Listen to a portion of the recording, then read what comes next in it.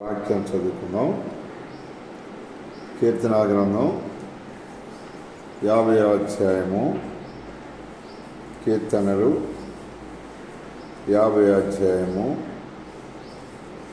మనం అందరం కూడా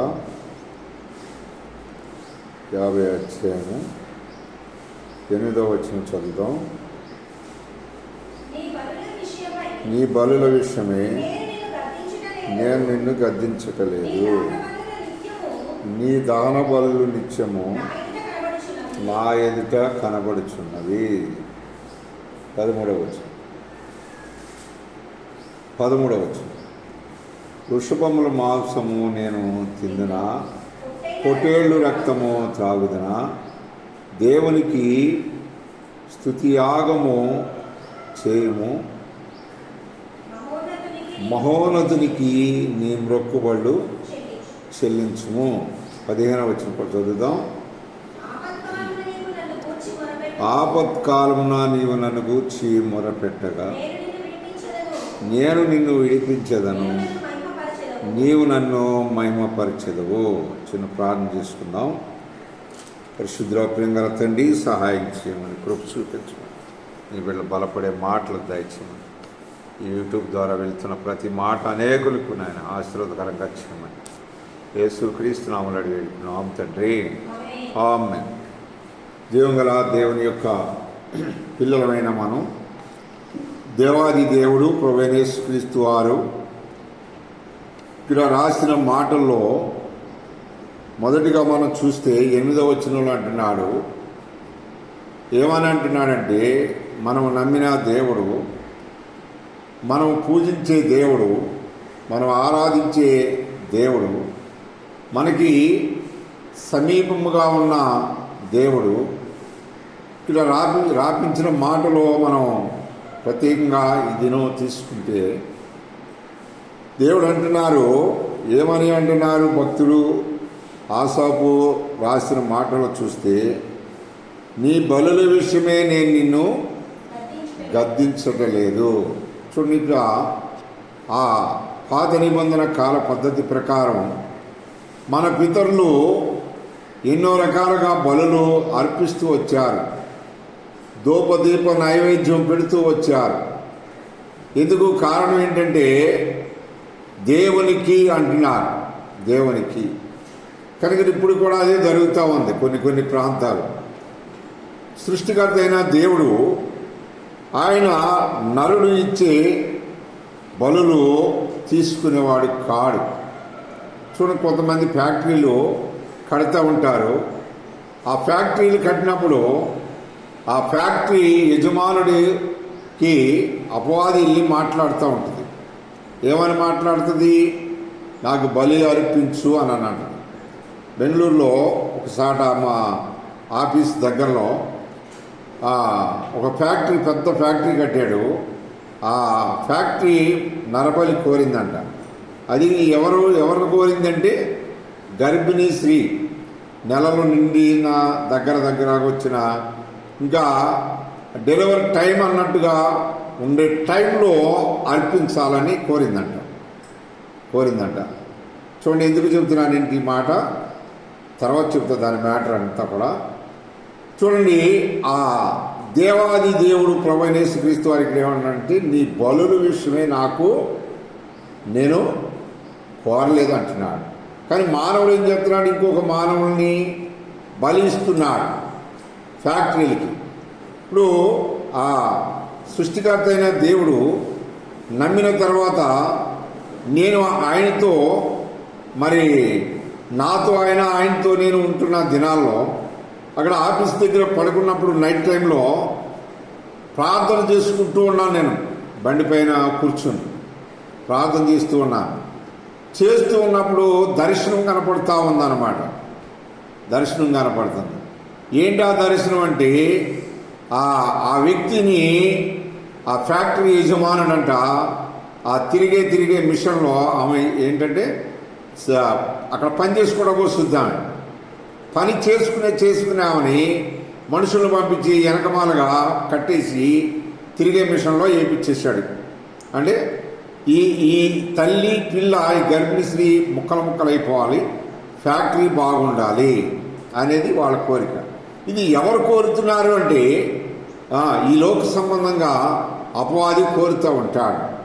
అపవాది కోరికలు ఎలా తీర్చుకుంటాడంటే అలాంటి బలహీనులను పట్టుకుంటాడు. కనుక ఈ దినాల్లో మనుషులమైన మనల్ని కూడా కొంతమందిని ఏం చేస్తూ ఉంటుందంటే సాతాను దేవునికి బలి అర్పించు అంటాడు. దేవునికి నీ మొక్కుబడులు చెల్లించు అని వాళ్ళకి ఏ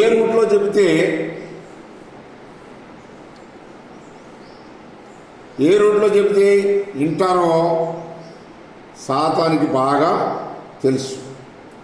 అలాగని ఇజ్రాయెల్ ప్రజలతో కూడా మాట్లాడింది అపవాది. అందుకే బైబిల్లో ఏం రాసి పెట్టారంటే ఈ యుగ సంబంధమైన దేవత మనోనేత్రాలను ఏం చేసిందంట, గుడ్డితనం కలుగజేసింది. అంటే తాను ఏం చేస్తున్నాడో తెలియని గుడ్డివారైపోయారు. అందుకే అంటాడు ఆజ్ఞాన కాలం మందు దేవుడు చూసి చూడనట్టు విడిచిపెట్టాడంట. కానీ ఇప్పుడు దేవాది దేవుడు కోరే మాట ఏమంటున్నాడంటే చదవండి, 13వ వచనంలో చెప్తున్నాడు. ఏమని అంటున్నాడంటే వృషభముల మాంసము నేను తిందునా, పొటేళ్లు రక్తము త్రాగుదునా. ఎందుకు ఈ మాట చెప్తున్నాడంటే చదవండి, దేవుని పిల్లలమైన మనం ఎక్కడ రాశాడంటే 12వ అధ్యాయం 12వ వచనంలో అంటాడు.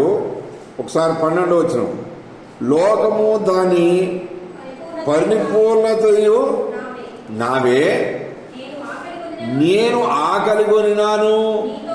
చూసారా, ఎవరికి మానవుడికి చెప్పి ఆయన ఆకలి తీర్చుకునేవాడు కాదంట.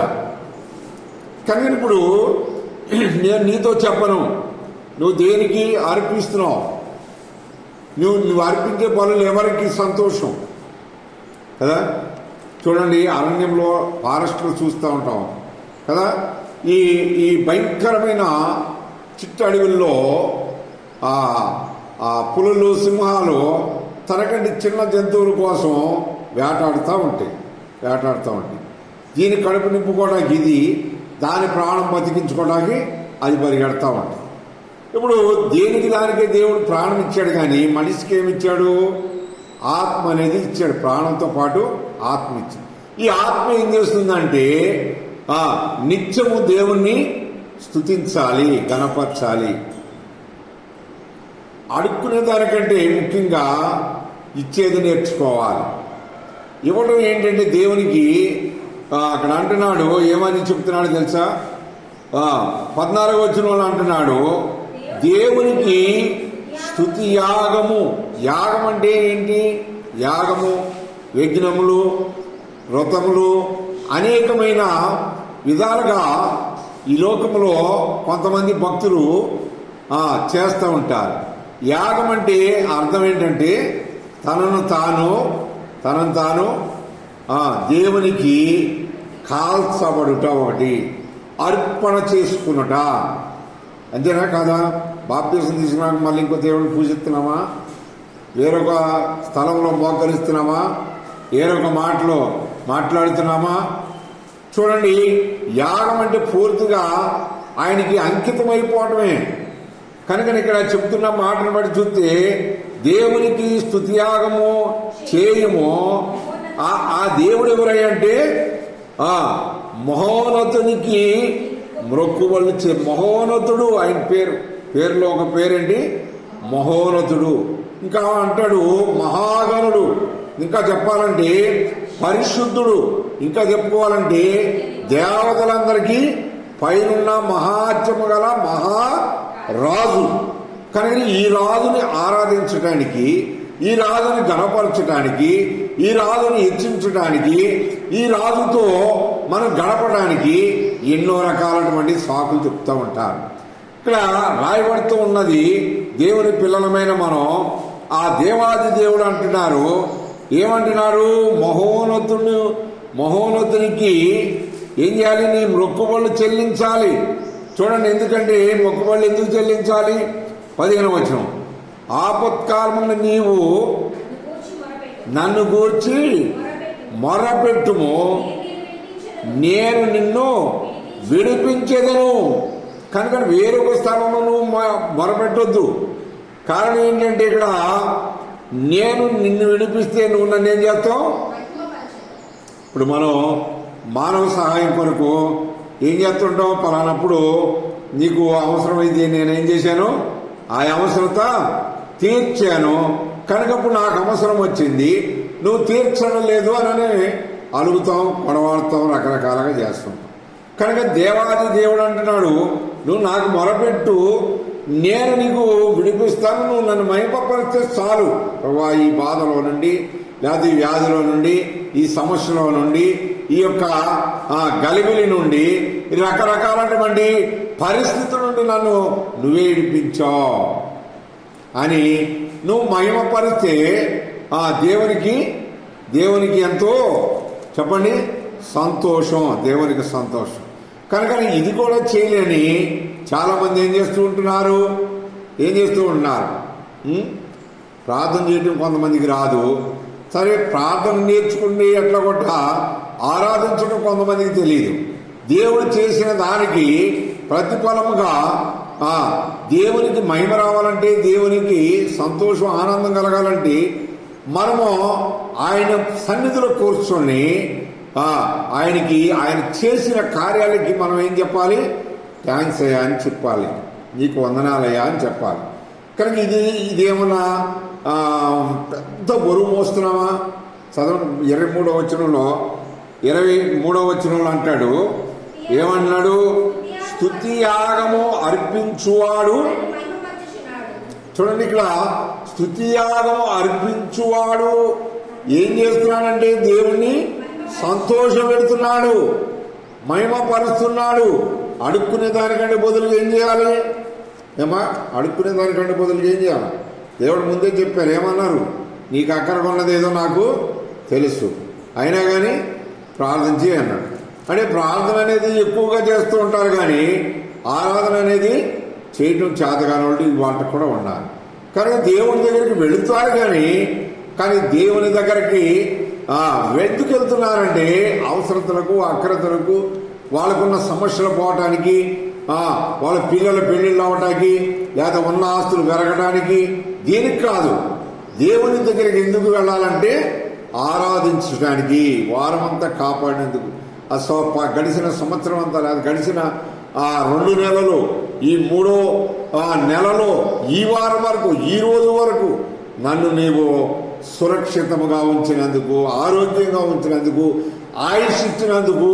ఈ రకంగా లేని వారు ఎంతమంది చెప్పండి?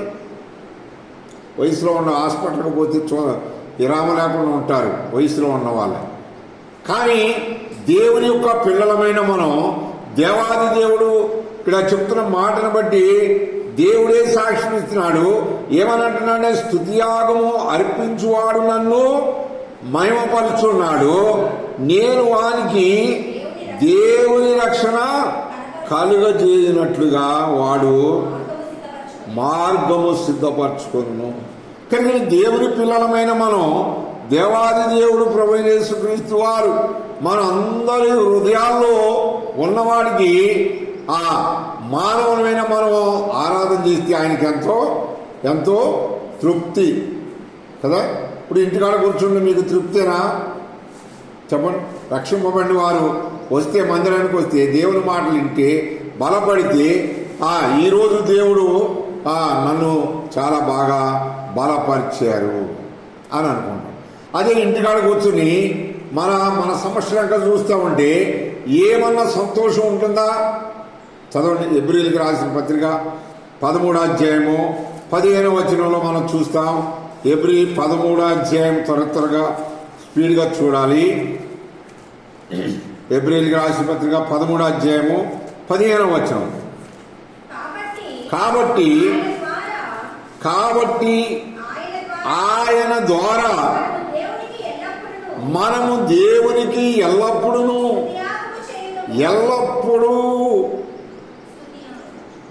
అందుకనే భక్తుడు పాట రాశారు. ఏ పాట అది? రేయి పగలు నీ పాద సేవ చేయుటే మేలు. రేయి పగలు ఏం చేయాలా? దేవుని సన్నిధిలో ఏం చేయాలా? ఇక్కడ అంటున్నాడు, ఏమంటున్నాడు, ఏమని రాశారు అక్కడ? ఆయన ద్వారా. ఎవరికి ఆయన? సృష్టికర్త అయిన దేవుడు, విశ్వాన్ని సృష్టించిన ఆ గొప్ప దేవుడు అంటున్నాడు. ఏమన్నాడు? ఎబ్రీలతో మాట్లాడుతున్నారు భక్తుడు. ఏమని రాశాడు? కాబట్టి ఆయన ద్వారా మనము దేవునికి ఎల్లప్పుడూ స్తుతియాగము చేయుదుము. చూడండి, దేవునికి ఏది ఇష్టమో, ఏది ఇష్టం? రెండు విషయాలు చెప్పండి. దేవునికి ఏది ఇష్టం? రెండు ఇష్టం ఆయనకి, నాకు తెలిసి చాలా ఉంటాయి. ఆ రెండు ప్రాముఖ్యమైనది ఏంటంటే, ఒకటి, ఒక పాపి రక్షింపబడితే ఆయనకి ఇష్టం. అదే పాపి తిరిగి ఆయన మహిమపరచుట దేవునికి ఇష్టం. కనుకనే ఆ దేవాది దేవుడు ఇక్కడ రాపించిన మాటను బట్టి చూస్తే, చూడండి, అపోస్తలుడైన పౌలు గారు రోమీలతో కూడా మాట్లాడుతున్నాడు 12వ అధ్యాయంలో. రోమా 12వ అధ్యాయం మొదటి మాటలో మనం చూస్తాం. ఏమన్నాడండి? కాబట్టి సహోదరులారా, పరిశుద్ధమును దేవునికి అనుకూలమైన సజీవ యాగముగా, ఒకటి ఏం చేయాలి? స్తుతి యాగము చేయాలి. రెండోది ఏంటి? సజీవ యాగముగా. కనుకని మన శరీరాలు ఏం చేయాలంట? ఆయనకి ఏం చేయాలా? సజీవుడైన దేవునికి మనము జీవము కలిగిన దేవుని యొక్క పిల్లలమైన మనం దేవునికి ఏం చేయమంటున్నాడు ఇక్కడ? చదవండి 12వ వచనంలో, పరిశుద్ధమును దేవునికి అనుకూలమైన సజీవ యాగముగా మీ శరీరమును ఆయనకు సమర్పించుకొనుడి. సజీవ యాగం. కనుకని పాట పాడుతూ ఉంటారు కదా, ఏం పాట అది? సజీవ యాగముగా మా శరీరము సమర్పించి,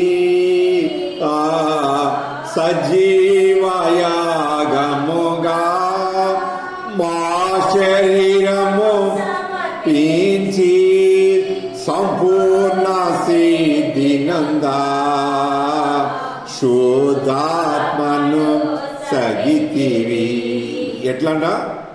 ఏ రకంగా? సంపూర్ణ అంటే పూర్తిగా దేవునికి మనం ఏం చేయాలి? స్తుతి యాగం అర్పించాలి. కనుకని ఎందుకు కారణం ఏంటంటే, కొంతమంది మేలు పొందుతున్నారు దేవుని దగ్గర కదా, కీడు పోతుంది, భయం పోతుంది, వ్యాధులు పోతున్నాయి, అప్పులు సమస్యలు సాల్వ్ అవుతున్నాయి. తిరిగి ఏమవుతున్నారంటే మరలా వెనక్కపోతూ ఉంటున్నారు. దేవుడు చేసాడు కాబట్టి ఇంకా ఆయనతోటి మనం కలిసి ఉందామని లేదు కొంతమందికి కదా. అందుకని దేవాది దేవుడు అంటున్నాడు, దేవుని పిల్లలమైన మనం చూడండి, ఏబు గ్రంథం 1వ అధ్యాయం 5వ వచనంలో మనం చూస్తాం. ఏబు గ్రంథం 1:5 1వ అధ్యాయము 5వ వచనంలో క్లియర్గా అక్కడ రాస్తూ ఉంటున్నారు. 1:5 కూడా చదవండి. వారి ఇందు దినములు పూర్తి కాగా యోబు తన కుమారులు పాపము చేసి తమ హృదయములలో దేవుణ్ణి దూషించిరేమో అని వాళ్ళ పిలువనంపించి వాళ్ళు పవిత్రపరిచి అరుణోదయమున లేచి వారిలో ఒక్కొక్కళ్ళ నిమిత్తమే ఏం చేశారు?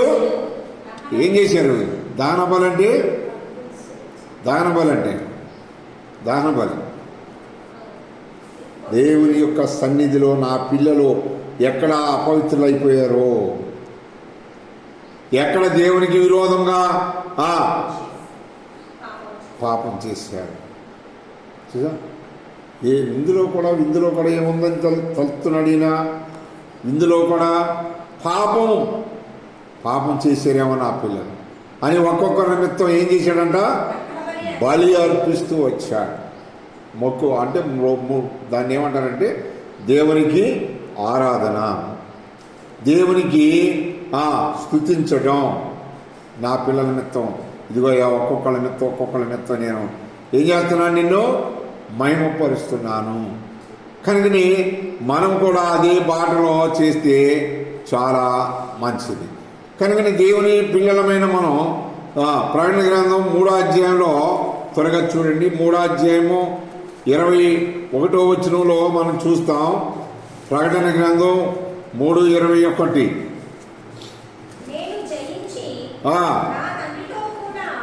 నేను జయించి నా తండ్రితో కూడా ఆయన సింహాసనమునందు కూర్చుండి ప్రకారమును జయించు వారిని నాతో కూడా. చూడండి, ఏమాత్రం కూడా మనకి విలువ లేని మన జీవితంలో ఏమాత్రం మనిషికి ఇంకొక మనిషికి పనికిరాని మనం ఈ లోకములో బ్రతుకుతున్న మనల్ని సృష్టికర్త అయిన దేవుడు, ఆ సర్వాధికారి అయిన దేవాది దేవుడు ప్రభువైన యేసుక్రీస్తు వారు చెప్తున్న మాట అక్కడ ఏమి రాసి పెట్టారు? మన ఆత్మీయ జీవితానికి ఎంత మేలుకరమైన మాట అది. ఏం మాట అది? ఏమంటున్నారు అక్కడ? నీవు జయించి, లేకపోతే నేను జయించి, లేకపోతే మనం అందరము జయించి. అంటే ఏం జయించాలి? ఏం జయించాలక్క? ఏం జయించాలి? లోకం. మంచి మాట చెప్పారు. లోకాన్ని జయించాలి, పాపాన్ని జయించాలి, చీకటిని పారదోలాలి, ఈ లోకముతో ముడిపడి ఉండకూడదు.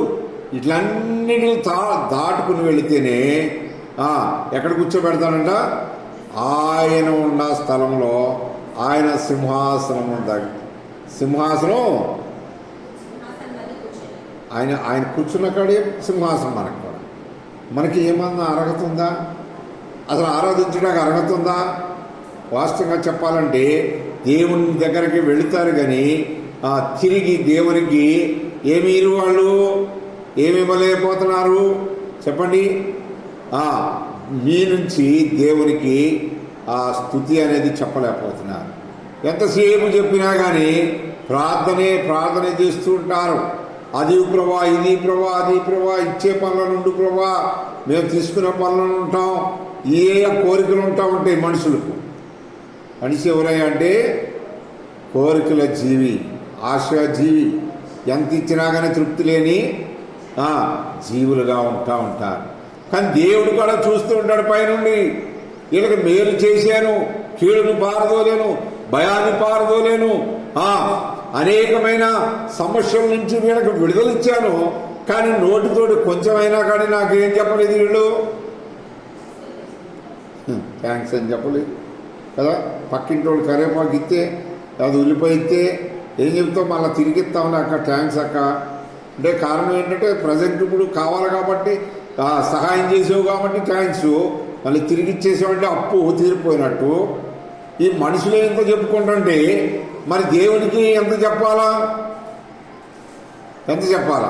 అందుకే అంటున్నాడు, దేవునికి ఎంత చేసినా కానీ మనము రుణము తీర్చలేము. రుణం అట్టాగుంటుందంట, మనం వెళ్ళిపోతాం. రుణం అలాగుంటుంది. కనుక దేవుని యొక్క పిల్లలమైన మనం నిన్ను ఈ రోజున ఈ రీతిగా ఉంచాడంటే నీ భక్తి శక్తి ఏం కాదు కదా.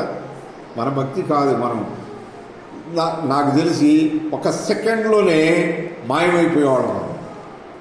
ఎప్పుడు ఎట్లించి ఏది వస్తుందో తెలియని రీతిలో మనం బతుకుతున్నాం ఈ లోకంలో. కనుక ఇది గుర్తించాలి ప్రజలు. ఇది గుర్తించకుండా నేను కూడా దేవుని బిడ్డనే, నేను కూడా దేవుని దగ్గరికి వెళ్తున్నాను, నేను కూడా ఆరాధనకి వెళ్తున్నాను, నేను కూడా మందిరానికి వెళ్తున్నాను, నేను కూడా యేసయ్యని నమ్ముకున్నాను, నేను కూడా ఆయన నమ్ముకున్నాను అంటారు. మనం నమ్మటం కాదు. దేవుడు మనల్ని ఏం చేయాలా? దేవుడు మనల్ని నమ్మాలి. మనం ఆయన్ని నమ్మటం కాదు. మనం నమ్మితే బాధ వచ్చినప్పుడు, బలహీనత వచ్చినప్పుడు, వ్యాధి వచ్చినప్పుడు, తీరని సమస్య వచ్చినప్పుడు ఒకరోజు ఏం చేస్తాం? ఈ దేవుడి కంటే ఇడిసి వచ్చిన దేవుళ్ళే మేలని మళ్ళీ అటుపోతాం. ఈ దేవుడి దగ్గరికి వస్తే రెయిన్బోకులు ఏం చేయాలా? పత్యము చెయ్యాలి కదా. బాలింతలకు వాడతారు కదా, రోగం వచ్చిన వాళ్ళు వాడతారుగా, క్యాన్సర్ వచ్చిన వాళ్ళు వాడతారుగా. కనుకని మనం కేజీలు తింటున్నామని చెప్పి దేవుడు ఆటల మీద పంపించాడు, చికెన్ మీదకి అక్కడికి కూడా ఆగుతున్నారా, మూతికి ఏమైనా చిక్కం కట్టుకుంటున్నారా, మిమ్మల్ని కాదులేదు. చాలా ఫంక్షన్లు అదే జరుగుతున్నాయి. ఎందుకని కారణం ఏంటి చెప్పండి. కొంతమంది ఏమన్నారంటే తినటానికే పుట్టాము అని అంటున్నాం. మళ్ళా జన్మ లేదుగా, మళ్ళీ పుట్టంగా. ఒకసారి కదా పుట్టేది, ఒకసారి కదా చచ్చేది. ఈలోపు ఏం చేయాలా, పట్టుపగిలేదడు తినాలా కదా. ఆవు అంటే దాన్ని ఏమంటారు, ఏలు పెడితే అందేదడు తినాలా, కుదిపి పొట్టట కుదిపి తినాలా. అది అడిగిన తర్వాత హార్ట్ అటాక్ వచ్చినా పోతాడు, ఉంటాడు, ఉంటే తింటాడు, పోతే ఇంకా బయటికి తీసుకుపోవడం ఊరు బయటికి. కనుక అలా కాదు. దేవునికి నువ్వేం చేయాలంటున్నాడు. దేవాది దేవుడు కోరికను మరి మానవులైన మనం ఏమాత్రం నెరవేరుస్తున్నాం, ఎలా సంతోషపెడుతున్నాం ఆయనని మేలు పొందటం కాదు, ఆయనకి మనం తిరిగి ఏమి ఇవ్వాలి, ఆరాధన అనేది దేవునికి సమర్పించాలి. చదవండి, ఫిలిప్పీలకి రాసిన పత్రిక 2వ అధ్యాయం 17వ వచనం చివరిగా ఆ మాట మనం చూసుకుని ఆరాధనలోకి ప్రవేశిద్దాం. ఫిలిప్పీలకి రాసిన పత్రిక 2వ అధ్యాయము 17వ వచనం. మరియు మీ విశ్వాస యాగములోను దాని సంబంధమైన సేవలోను నేటి ప్రాణార్పణగా పోయబడినాను. సో గ్రంథాలయానికి వెళ్తే చాలా గ్రంథాలు ఉంటాయి కదా, చాలా గ్రంథాలు ఉంటాయి. కానీ ఈ పరిశుద్ధ గ్రంథం అనే ఈ గ్రంథంలోనే ఉన్నవాడు ఎవరయ్యా అంటే యేసుక్రీస్తు ప్రభువారు. తన ప్రాణాన్ని ఏం చేశాడు మనుషుల కొరకు చెప్పండి, ఏం చేశాడు? అక్కడ అంటున్నాడు ప్రాణార్పణగా ఏం చేశాడంట, భూమి మీద తన రక్తం ప్రాణం ఎక్కడ ఉంటుంది, రక్తంలో ఉంటుంది. ఆ రక్తం ఎక్కడ పోసాడు, భూమి మీదే చేశాడు. శరీరాన్ని తీసుకుపోయాడా, ఎముకలను పట్టుకెళ్ళాడా, ఇంకా అవయవాలను తీసుకుపోయాడా, మొత్తం కూడా ప్రాణార్పణగా చేసిన వాడే దేవుడు. చూడండి, ఎన్నో గ్రంథాలు ఉన్నాయి కదా, హిందూ గ్రంథాలు ఉన్నాయి, ముస్లిమ్స్ గ్రంథాలు ఉన్నాయి, ఇంకా గ్రంథాలయానికి వెళ్తే బోలని గ్రంథాలు దొరుకుతాయి. దేనిలో కూడా మనిషి కొరకు ప్రాణార్పణగా పోయబడిన వాడు ఉన్నాడంటే ఎక్కడా కూడా దొరకదు, దీంట్లోనే దొరుకుతుంది. బైబిల్లోనే క్లియర్గా రాశాడు. ఎవరి కోసము ఆ త్యాగం, ఎవరి కోసం ఆయన ప్రాణార్పణగా పోసాడు, ఎంత వయసులో చేశాడు ఆ పని చెప్పండి. ఎన్ని సంవత్సరాలు ఉన్నాడు భూమి మీద చెప్పాలి. 3.5 సంవత్సరాలే ఏం చేశాడు, పరిస్థితి చేశాడు. 30 సంవత్సరాలంతా కూడా ట్రైనింగ్ అవుతూ వచ్చాడు.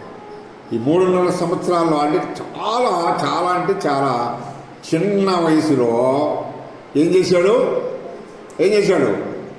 ప్రాణాన్ని అర్పణగా ఇచ్చేసాడు, బలిగా అయిపోయాడు. ఆయనే బలి అయిపోయాడు. కనుకనే ఆయనే బలిగా అయిపోతే ఈ మానవులు ఏం చేస్తున్నారు, ఇంకా తెలుసుకోకుండా, ఇంకా ఆ ప్రాణాన్ని పెట్టిన దేవుణ్ణి ఎరగకుండా లోకానుసారంగానే బ్రతుకుతున్నారు. లోకానుసారంగా రేపు చనిపోతే ఒక రోజున ఆ సింహాసనం దగ్గర కూర్చోవాలి. ఆ సింహాసనం దగ్గర ఆయన కూర్చున్నాడు. మనం అక్కడికి వెళ్ళి నిలబడినప్పుడు ఆయన అడిగినప్పుడు ఏం సమాధానం చెప్తారు వీళ్ళు? నేను ఆ సంఘంలో ఎదుగొచ్చానయ్యా, ఈ సంఘంలో ఎదుగొచ్చానయ్యా అని అంటే ఏమాత్రమో ప్రయోజనమో లేదు. కారణం ఏంటంటే అక్కడ ఆ పరలోకములో అంతా ఆరాధనే ఉంటుంది. యెషయా గ్రంథం చదవద్దుగానే ఆరాధ్యంలో ఉంది. ప్రకటన గ్రంథంలో దేవదూతలు ఆరాధిస్తూ వచ్చారు. భూమి మీద మనుషులైన మనము, మన పూర్వీకులు పౌలు గారు ఆరాధన చేసి వరాన్ని ఆయనకి ఇచ్చారు. తదుపరి భక్సి గారికి అదే వరాన్ని ఇచ్చి ప్రతి వ్యక్తి కూడా ఏం చేయాలని, దేవుణ్ణి ఆరాధించాలని విపులంగా చెప్పి మనకు తెలియపరిచిన వాడు. కనుక ఇక్కడ అక్కడ ఏమంటున్నాడు, ఏమంటున్నాడు ఫిలిప్పీ 3 చదువు 3:17 2:17 మరియు మీ విశ్వాస యాగములోను దాని సంబంధమైన సేవలోను నేను మీకు సేవ చేశాను, నా ప్రాణాన్ని ఏం చేశాను, అర్పించేశాను. కనుక మన కోసం ప్రాణం పెట్టిన వాడు ఉన్నాడు ఎవరయ్యా అంటే ఈ లోకములో కానీ పరలోకములో కానీ ఒకే ఒక్క ఆయన ఉన్నాడు, యేసుక్రీస్తు ప్రభువారు. ఎక్కడి నుంచి వచ్చాడు? పరలోకము నుండి దిగి వచ్చాడు. అందుకే అంటాడు యోహాను భక్తుడు అంటాడు, నా తండ్రి చేత పంపబడ్డాను నేను అంటాడు.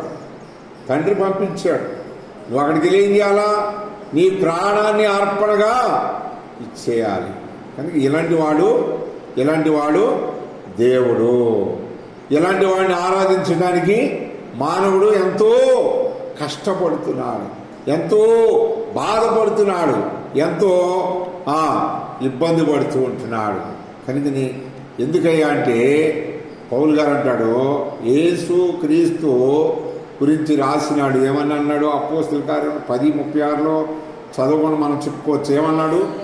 అందరికీ యావత్తు ప్రపంచానికి ఆయన ప్రాణార్పణగా పోసిన వాడు, యావత్తు ప్రపంచానికి కూడా ఆయన దేవుడని పిలువబడుతున్నాడు.